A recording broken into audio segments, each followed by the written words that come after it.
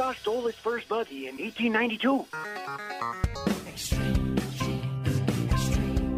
I met your grandma pig slopping in 46. Oh, every Christmas we'd visit my Uncle Fred in prison.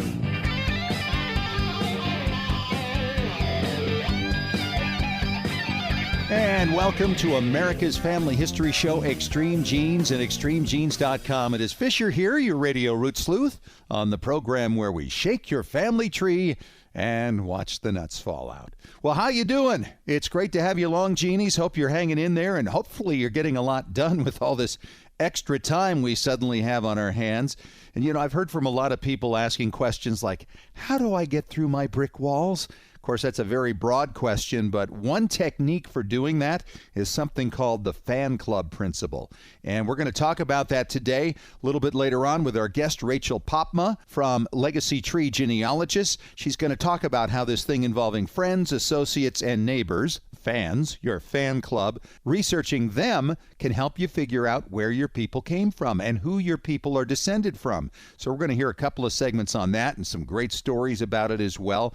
If you haven't signed up for our weekly Genie newsletter yet, now's the time to do it. Well, you got the time to read it. And, of course, check out the links to past and present shows and stories you'll be interested in as a genealogist. And, of course, my blog every week. Right now, it's time to head out to Boston and talk to David Allen Lambert. He is the chief genealogist of the New England Historic Genealogical Society and AmericanAncestors.org. David, how are you?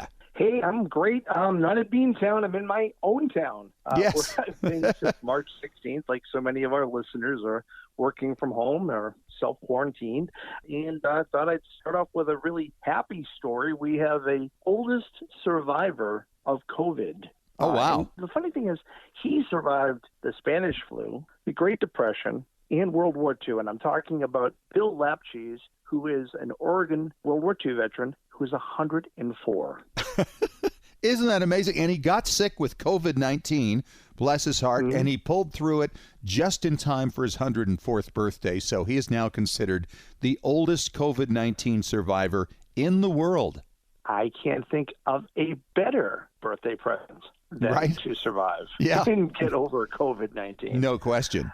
My next topic has to do with an older gentleman, not as old as Bill. This is a tycoon by the name of Bernie Eccleston, who is a former Formula One Group chief executive. He is 89, and he's expecting a baby with his 44-year-old wife in July. Oh, wow. Now, here's the real complicated thing. He has other children, one 31, and his daughter Deborah, who turns 65 this year, who is already a grandmother. So technically, when this baby is born, he or she will already be a grand aunt or grand uncle. Wow. Yeah, and the 65-year-old, I mean, she's on Medicare, and she's going to have a little half-sibling born here in July. And why is his daughter on Medicare? Well, because she's 65. It's automatic. Oh, that's true. Reunions are going to be really awkward when she's 100 and her little brother's 35 or whatever it is. Well, congratulations to the happy couple and the next branch of their family tree. You know, I wonder, Fish, sometimes when we look around our house, we take for granted the household items that we have, and we've always had them. But if you go to a museum, a place like the Smithsonian, where this great story from Smithsonian Magazine that you posted talks about surprising facts about everyday household objects. So we have, did you know that a fork was considered forbidden because it looked like the devil's pitchfork? Isn't that funny?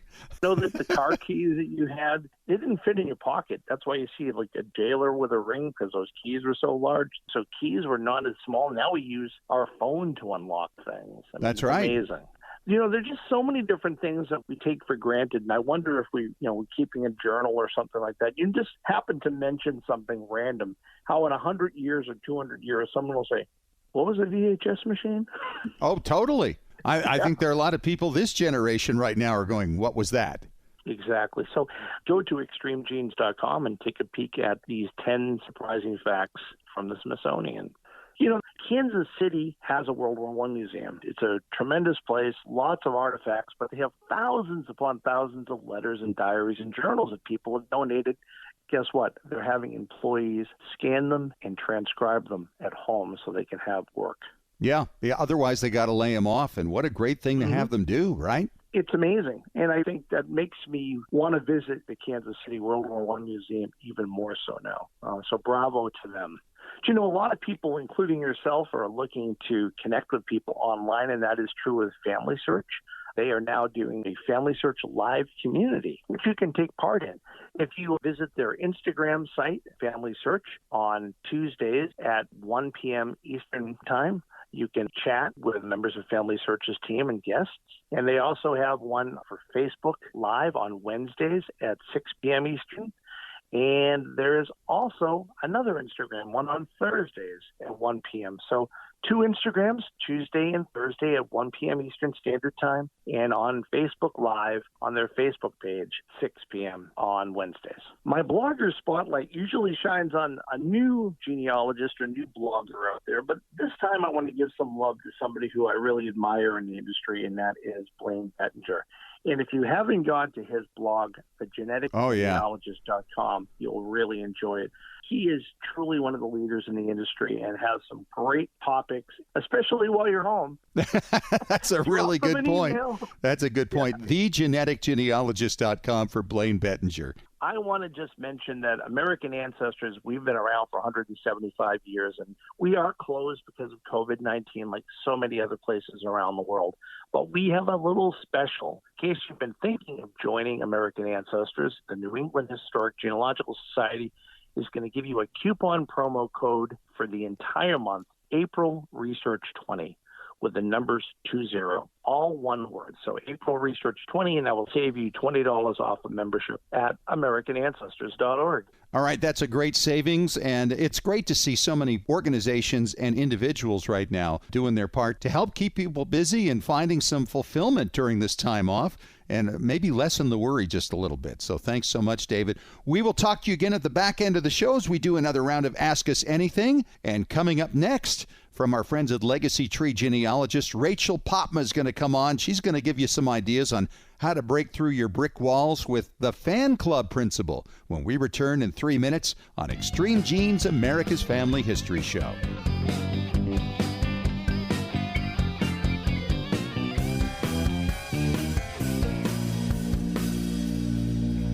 Well, Genies, what a time we're all going through right now. And with all this time on our hands, you probably agree the best lemonade we can make out of this is to sharpen our genie axes and learn how to extend our family trees, gather more photos and documents, and discover those remarkable family stories our descendants can benefit from for generations. Well, I have more time now, too, and I want to help you learn what you need to know. That's why I've created a new Facebook group, Genealogy and Family History Breakthrough Strategies. I'm so pleased that so many of you have already signed up and are helping us to create a supportive community of family history researchers. On this page, we can brainstorm and share ideas on how to tear down those brick walls that we all have. So feel free to join us. The Facebook page again is Genealogy and Family History Breakthrough Strategies. Feel at home with others who live in our genie world and want to make the most of this unique time. Genealogy and Family History Breakthrough Strategies. Join us. Have you hit a brick wall in your family tree? Are you unsure how to use your DNA test results to resolve a research question? Do you want to travel where your ancestors walked and need to find details before you go? Need help joining a lineage society? Whatever your genealogy research question, the answer is Legacy Tree Genealogist. Legacy Tree Genealogist has been helping clients all over the globe discover their story since 2004. Legacy Tree has carefully selected and trained professionals who specialize in hundreds of countries and languages, as well as probate research and DNA analysis. And when you need experts on the ground in the countries where your ancestors came from, Legacy Tree Genealogist calls upon its global network of on-site researchers who know the local language and how to get their hands on the records you need. Legacy Tree Genealogist is the world's highest client-rated genealogy research firm and is recommended by genealogy industry leaders worldwide, including MyHeritage, 23andMe, and more. Request your free quote today at legacytree.com. That's legacytree.com. yourfamilytree.com. Hey, Genies, it is Fisher, and it was sure fun to watch the Memory Web booth when I was at Roots Tech in Salt Lake City in late February, as so many people got to know my friends Chris and Nancy Desmond. They are the co-creators of Memory Web, the 21st century way to preserve your photographs along with all the metadata that goes with it. Who's in those pictures? What year was that taken? What's the story behind the photograph? Where was it taken? How would you like to be able to organize all your photographs digitally and then search them as if you were doing a Google search? It's really that easy. And you can find out how easy it is by going to their website, memoryweb.me/extremegenes. That's memoryweb.me/extremegenes. There is no product for organizing photos that you'll find on the market that's better than Memory Web. Find out for yourself. You've got the time. What a great project to be doing over the next several months. That's memoryweb.me/extremegenes.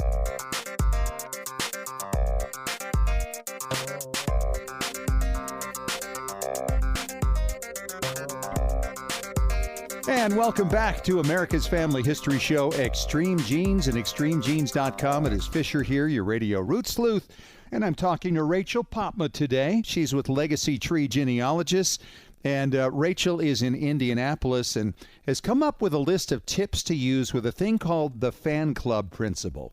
And Rachel, welcome to the show. It's great to have you. Let's talk about what the principle is itself for people who aren't familiar with it. Sure. Thanks. It's great to be here. Well, fan club is a term that was coined by Elizabeth Shown Mills. You may be familiar with her. Yep. And it stands for friends, associates, and neighbors. So your fan club, the people that you know. Yeah, your buddies. Exactly. It is also sometimes referred to as cluster research. So you'll I like fan club those much better. Fan club sounds catchier. a lot more fun. Yeah. A little catchier. That's true. And basically what that is it's a research technique where you look at the individual's connections. So their friends, associates, and neighbors. Those might be people like the neighbors in the census, right? The Sure. folks who live next door. Either we side. all probably, we probably have that in our families where they marry the girl next door, sometimes quite literally. But it also means people like the folks who were witnesses to marriages or to land transactions. Maybe they were witnesses to somebody's signing their will. Baptismal sponsors are often ones that we see a lot. Usually those are family members, but sometimes they're just folks that were in the same church congregation. Well, and this is important for people who've moved around a lot and they just kind of dropped in from the sky, right? Right. Well, that's the thing, right? Nobody really is an island. We like to think it seems like they dropped out of the sky sometimes, but it's not necessarily true. I've also had experiences where looking at somebody's employer actually ended up being the key to figure out their origin. So really? Sometimes we have to think pretty broadly about who our research subjects may have been involved with. So are there areas of the country that maybe works better with the fan club principle than others? I think it works pretty well just about wherever you are. Obviously, if you're in a very large urban area, people may not have known New York freaking city. Exactly. City. You can't do it there so much because everybody's there. Exactly. Right? They may not have had as close connections with the people around them, but they still had some connections with folks around them. One of my great-grandmothers grew up in a Jewish immigrant family in New York, and certainly her neighborhood was filled with, in some cases, extended relatives of hers. So sometimes it works better in lesser populated places, but I wouldn't rule it out just because you think, oh gosh, how can I trace anybody in New York City? Right. Good point. And that's probably the most extreme example right there. Right. But in some of the more agricultural areas, this has got to be enormously helpful. It really can be. It really can be, particularly in cases that we often run into, right, where we're dealing with those pre-1850 U.S. projects, right, where we don't have a census record that lists everybody in the household. No, just little notches. Just little notches. We don't even necessarily have a census record that tells us how everybody is related, which is convenient, if not always accurate. So working to look at other kinds of records and figure out who people were interacting with on a daily basis, figuring out what kind of the web of connections was like can be a really good way to find an answer to the research question. So let's give an example then of a circumstance you'd run into. How do you begin to expand that circle? The family, I would imagine, the known family is the immediate inner circle. Right, exactly. And then what do you do from there? Your next step depends a little bit on what time periods you're looking at. Obviously, if you have census records available, looking at who's living in the immediate area. So some of the households before the household of interest, some of the households after, looking in the same township. If you're kind of looking up the Midwest to the West, looking in the same township, the same county, getting an idea of who those folks are and importantly, where they're coming from. Because you will often find that it's not just your household that came from New York, but they might be on a census page full of people that seem to have come from New York. Well, that should be a clue to you that there's probably a connection somewhere. I would think that pre-census, you'd really find some benefit from those old property maps from the counties, that shows who lived where, and if your person is surrounded by these people, researching those folks. Absolutely. The plat books are really helpful that way.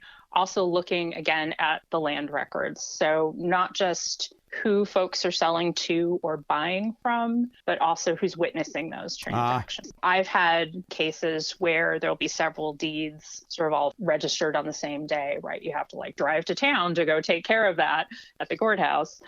So they all go at once and they're all witnessing each other's deeds. So they may not have actually been buying and selling to each other, but they were clearly neighbors with common business. And so looking at who those people are and doing a little bit of research on them can often lead you to figure out what the connections are there. Do you find people who have, say, the same occupation might be connected? Certainly. Maybe not so much with farmers, right? Right. Yeah. Everybody being a farmer. That might be a problem. But certainly the skilled trades, you'll very often find connections. One of the other things I was going to note here is that this technique is really helpful in sorting out people with common surnames. So I think we've probably had examples where we look at a census and we notice there are 15 households that are all named Smith. Right. Oh, boy. Right. And you think, oh, gosh, well, surely they're not all related. It's dangerous to assume that they are all related. Right. Yeah. Right. But it's also dangerous to assume that they're not. The only way that you kind of figure that out is by looking at each of them and figuring out who they're associating with. So are there groups that live close to each other? Are they going into town together to witness each other's land transactions? Are they intermarrying? So building out those connections is one way that you can deal with that really common research issue. Interesting. There are a couple of other situations in which this kind of research is really important. One of those is when researching women, because they're often invisible. The names are changing all the time, right? Especially if they've married more than once. Yes, absolutely. Oh, boy. Absolutely. So if they're mentioned in records at all, they're mentioned usually by their husband's surname.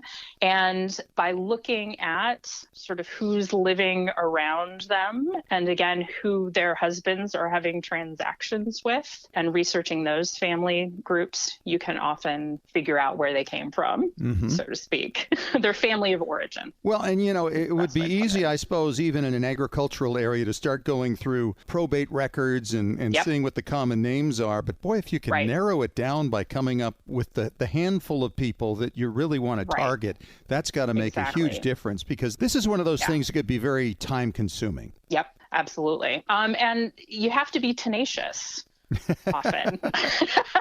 I think tenacious is a very nice word for desperate. And it is. I mean, you wouldn't be doing this stuff if you hadn't looked under every rock already, right? Absolutely. I mean, it's really just the next step towards breaking through a brick wall.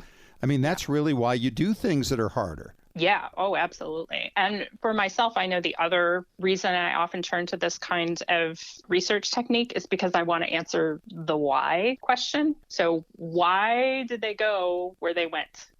Right? And why did they do what they did when they got there? And why did they leave where they left? Exactly. So again, people don't usually drop out of the sky. They're not an island. They go places for reasons. And very often that's because they knew somebody. Right. So if you can figure out who they knew or who they were related to, they can help. Well, also, couldn't you kind of figure out maybe the trail of where people who came to that area came from? I mean, you could go back several states, really, and and look through records in those particular places. Absolutely. And I have a good example of that I can share in just a second. But you bring up a very good point in that you may not only have to kind of branch out sideways, so to speak, right, but you also may need to go back. You may need to go back a couple of generations or several states. You might also have to come forward. So looking at somebody's children, for example, something a little more recent in time, and finding out all you can about who they are and who their connections were, that might help you. Right. Kind of the tradition might actually extend through to the descendants, and they publish it somewhere else far away from where the people were that you're looking for. Absolutely. So what happened? What was your story? I have a great example of that, actually. So I have an ancestor who was born in Pennsylvania, but in the 1830s, he decided to sort of pull up stakes and go to northwestern Illinois. Initially, I couldn't figure out why on earth you would want to do that.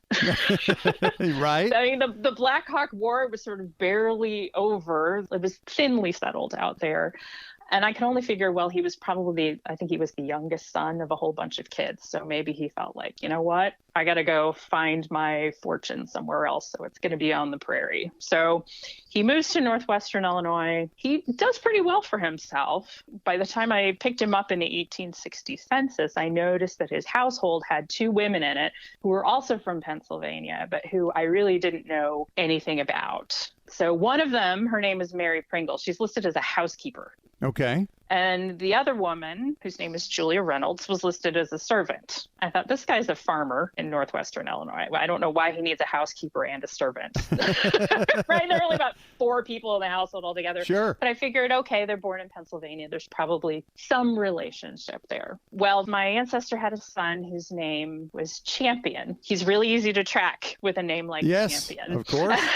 Well, and there is a family named Champion from New England as well. Absolutely, right? There's a clue right there. So, you kind of keep that in the back of your mind as you're thinking about that. Well, Champion decided northwestern Illinois wasn't far enough west for himself, so he went to California in the 1860s. All right. Hold it right there, Rachel. We're going to have to continue this story in just a couple of moments, okay? Of course. All right. We'll get to that coming up here when we return in 5 minutes on Extreme Genes, America's Family History Show.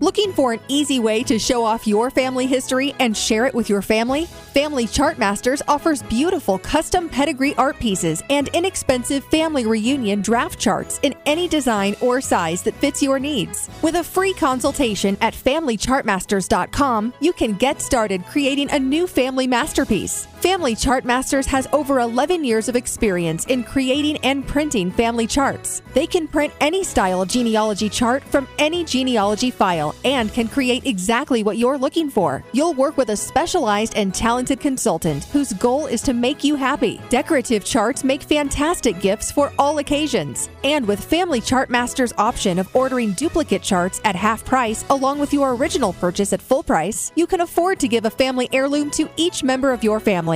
Contact Family Chartmasters today at FamilyChartmasters.com for your free consultation. Family Chartmasters will give the greatest care to your family history.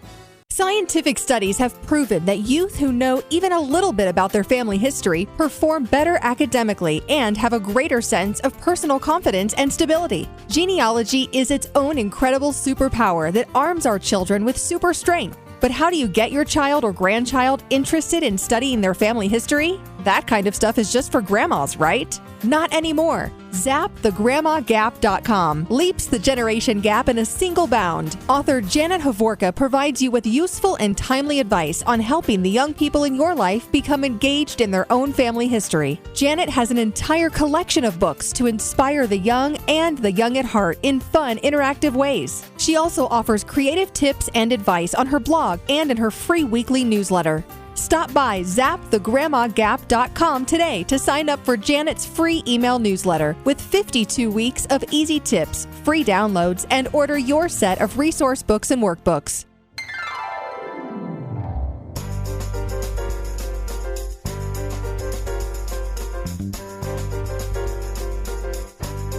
And when we last left Rachel Popma's ancestor champion, he was heading west to California from Illinois. Hi, it's Fisher, and we're talking about the fan club principle today. That is, exploring the friends and associates and neighbors around some of your ancestors that you might be stuck with. And I'm talking to Rachel Popma from Legacy Tree Genealogist, and she's sharing with us right now this story about her ancestor champion who, for no reason known to her, left Illinois to go to California. And how did he head there? I found out it was supposedly by mule train. No, there's no railroad yet. So by 1870, he's running a boarding house in Northern California. Oh, wow. And I thought, why the heck would you move to Northern California in the 1860s? He's not looking for gold. He's running a boarding house. But curiously enough, in his household were those two women from Illinois, Mary and Julia. And they were both continuing to be housekeepers. And you need that with a boarding house. Right. Yes, you do. Yes. Well, Julia and Champion got married, perhaps unsurprisingly. And they had a son whose middle name was Worthington. And again, much like Champion, you don't usually give your kids names like that unless you're invoking some kind of family connection, right? I thought that was kind of weird. Well, they were still there in 1880, but Champion's father back in Illinois died. They all picked up from California and moved back home to Illinois, where they, lived happily ever after. And so forth. So I had two big questions. One is, why do you go to California for less than 20 years and then come back?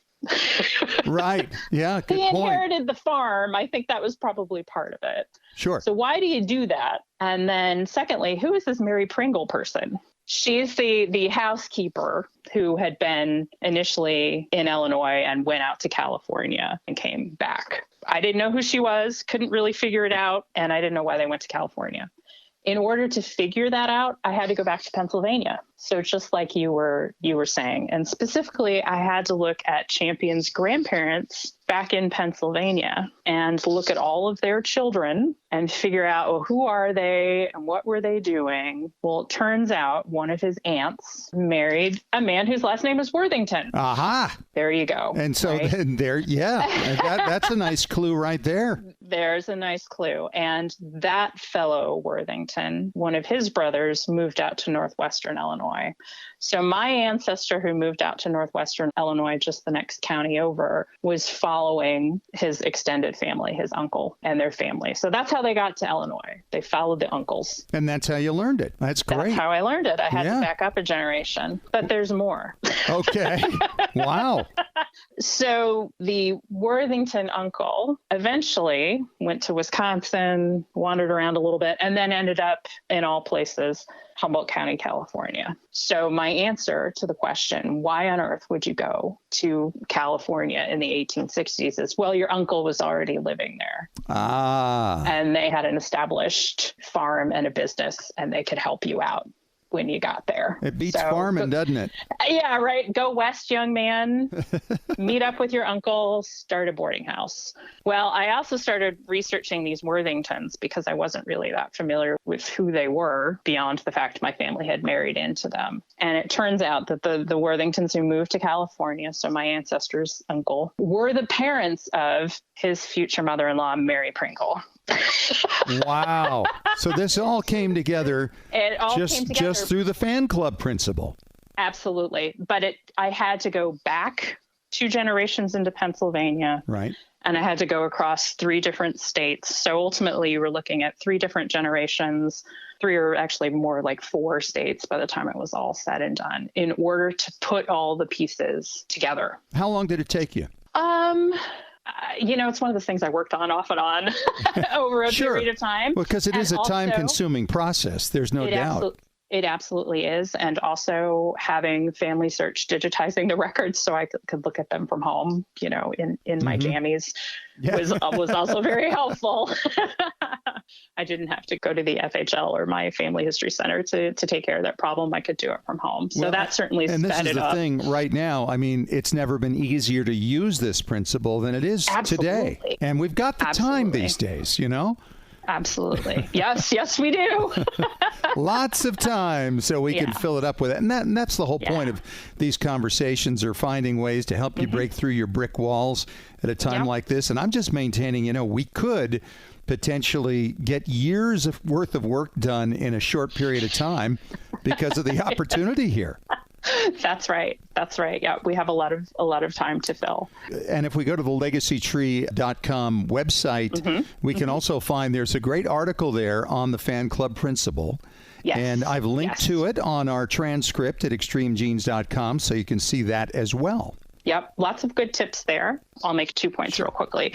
Beyond branching out sort of sideways, we talked about that, to siblings or cousins or neighbors. And beyond backing up in time or coming forward in time, you may have to think beyond who you know to be family. So if you know that your person of interest was a member of a particular church congregation, finding out who else were members of that congregation can be very helpful. Looking at, I think we mentioned other households in the same geographical area that don't initially seem to have any surnames that you recognize, but who are just close by, can also be helpful. And, speaking of the church thing, Rachel, I had that situation come up once where I was trying to connect people, and we found a listing of all the people who were part of a regular Sunday school in the 1780s. And it listed everybody in order. And so while the names were changing a lot, you could go through and go, oh, well, this is how this person's related to this one, and this one's related to that one. And it was as if we had a photograph of the class. And you figure, okay, well, obviously the people sitting next to each other are the closest. And you found this one is the one I was thinking would be the sister, and sure enough, she's sitting right next to the person she should be. And then her husband's right on the other side of her. And you put that all together, and it's like, now it's beginning to shine a little light on the situation. Now it makes sense. Yeah. And I think that strategy is especially helpful in urban areas where you're looking to find the smaller sort of points of connection, right? People worshiped together. We used New York City as an example, right? There were Irish Catholic congregations, German Catholic congregations, right? So looking at those and seeing what the connections are there can be really helpful, even when you're dealing in a great big urban area like New York. So there are a lot of smaller record groups that you can look for places like New York.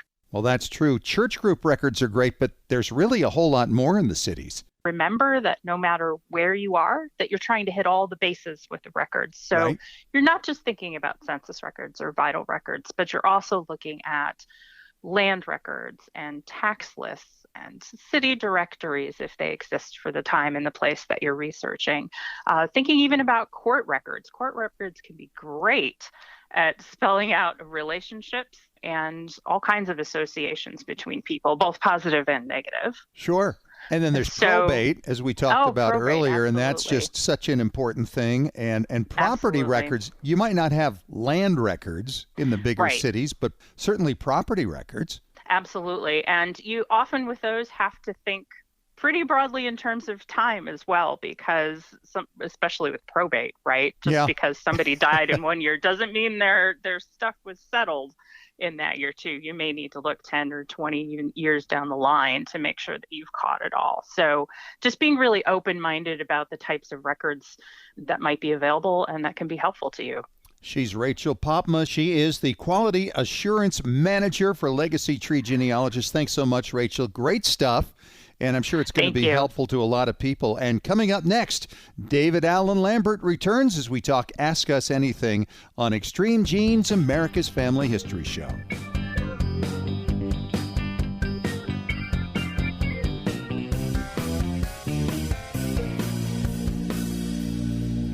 Hey, Genies, it is Fisher, and everyone loves stories. From tales of daring do's to family legends about great Auntie Gemma's secret recipe for scones, stories connect us to our past, make sense of the present, and create the future. This year, Roots Tech, the world's largest genealogy conference, celebrated the story of you. The event kicked off by celebrating 10 years of Roots Tech with a look back at the stories the genealogy community has created together over the years. Attendees enriched their stories with classes about DNA and records and new technology. Keynotes this year included the inspiration behind the film The Blind Side, Leanne Toohey, Pulitzer Prize-winning photographer David Kennerly, and the NFL's all-time leading rusher Emmitt Smith. If you missed any part of these stories, you can purchase a virtual pass to gain access to 29 additional classes. The full virtual pass is available for only $129. You can watch the free session and purchase a virtual pass right now at rootstech.org. Have you hit a brick wall in your family tree? Are you unsure how to use your DNA test results to resolve a research question? Do you want to travel where your ancestors walked and need to find details before you go? Need help joining a lineage society? Whatever your genealogy research question, the answer is Legacy Tree Genealogist.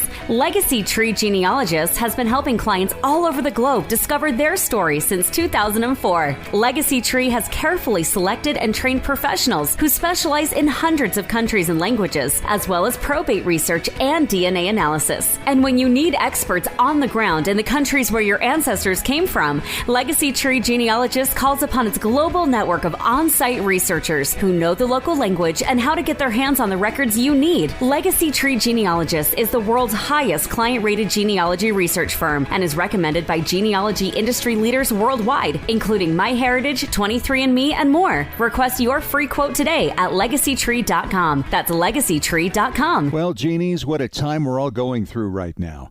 And with all this time on our hands, you probably agree the best lemonade we can make out of this is to sharpen our genie axes and learn how to extend our family trees, gather more photos and documents, and discover those remarkable family stories our descendants can benefit from for generations. Well, I have more time now, too, and I want to help you learn what you need to know. That's why I've created a new Facebook group, Genealogy and Family History Breakthrough Strategies.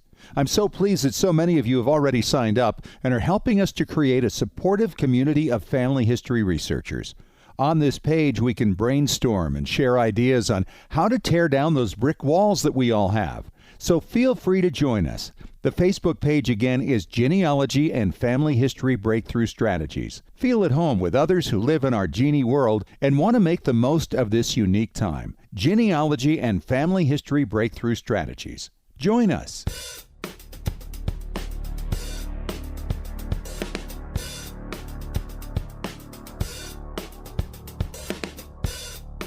And we are back for Ask Us Anything on Extreme Genes, America's Family History Show, and ExtremeGenes.com.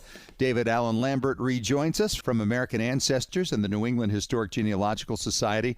And David, our question for this part is from Kim Hartley, who listens to us in Dallas, Texas. And she says, I have so many DNA matches who don't have trees and don't answer my messages. What's the best way to start figuring out how they match me? That's a great question. Well, one of the things is obviously reverse genealogy, where you're going to essentially have to do a little detective work on who they are related to. Maybe you have some clue geographically or what their name is.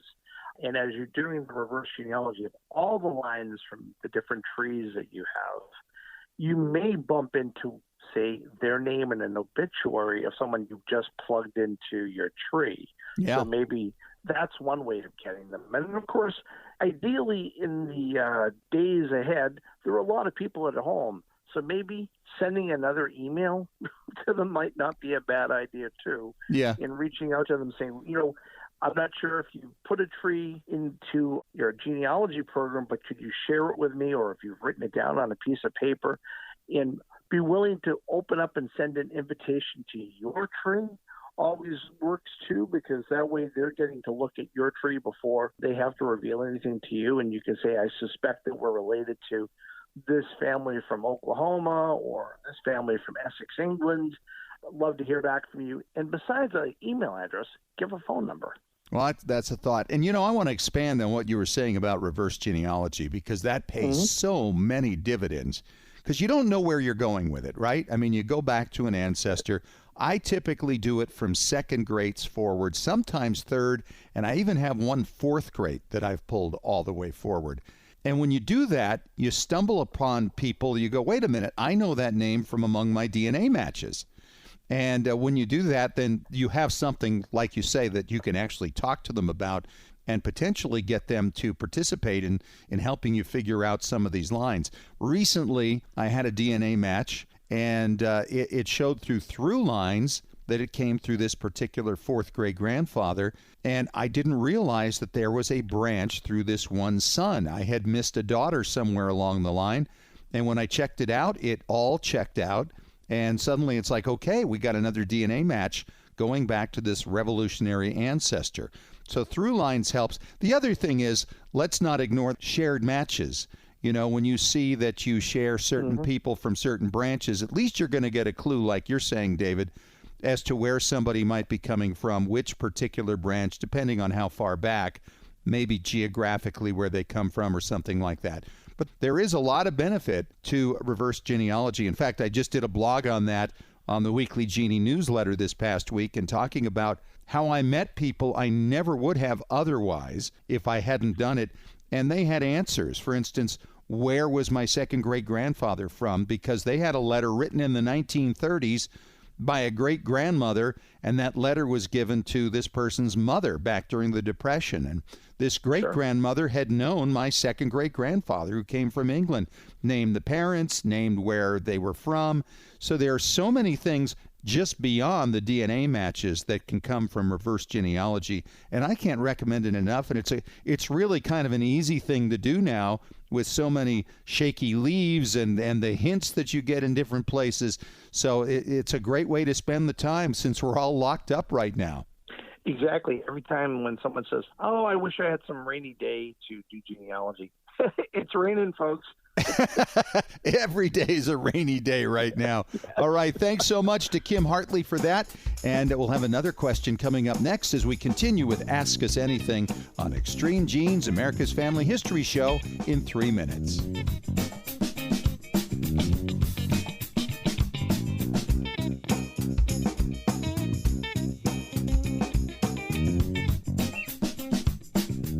Looking for an easy way to show off your family history and share it with your family? Family Chartmasters offers beautiful custom pedigree art pieces and inexpensive family reunion draft charts in any design or size that fits your needs. With a free consultation at FamilyChartmasters.com, you can get started creating a new family masterpiece. Family Chartmasters has over 11 years of experience in creating and printing family charts. They can print any style genealogy chart from any genealogy file and can create exactly what you're looking for. You'll work with a specialized and talented consultant whose goal is to make you happy. Decorative charts make fantastic gifts for all occasions. And with Family Chartmasters' option of ordering duplicate charts at half price along with your original purchase at full price, you can afford to give a family heirloom to each member of your family.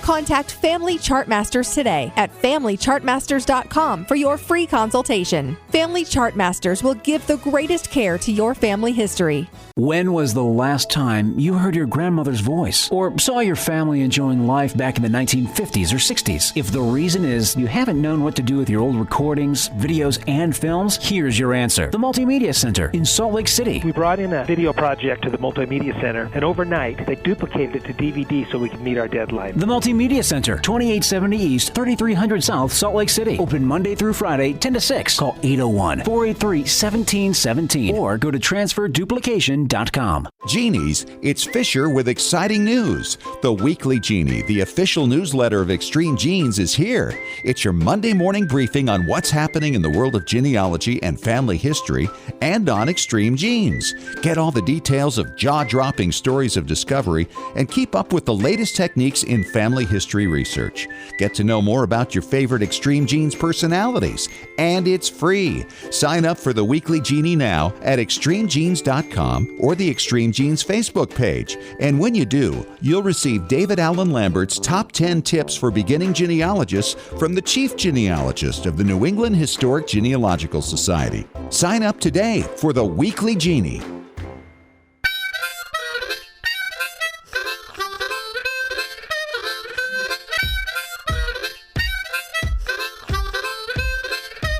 All right, back at it for our final segment of Extreme Genes, America's Family History Show, and we're talking Ask Us Anything with David Allen Lambert from the New England Historic Genealogical Society and AmericanAncestors.org. And David, this question comes from Farmington, Utah, from Randy Townsend, and he says, guys, I sent to the National Archives a request for my second great-grandfather's pension.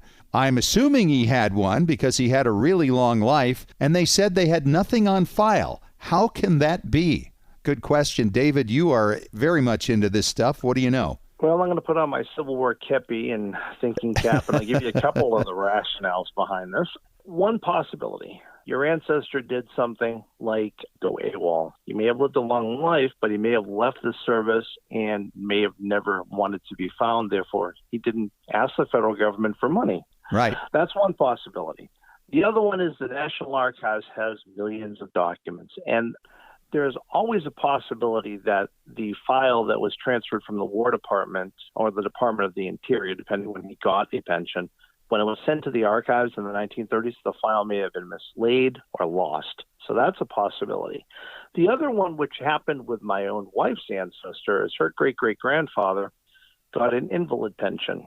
Then that was filed with his wife's pension that she got after he died in 1870. He was very young. She remarried in 1890 to another man who had his own invalid pension. And when he died, she got his pension until the 1920s. Oh, Guess wow. what? All four of the pensions are filed together. Oh, wow. In the same envelope. Yep. So that's a possibility that you may want to look and make sure that your ancestor's widow didn't remarry, or maybe his wife was previously married to somebody else. So would it be filed under her then? It could quite possibly be under her or under the other person's name. There are a lot of possibilities with pensions. They said that the person lived a long time. Well, if your pensioner or their surviving spouse or family member was alive after 1934, there's a very good possibility.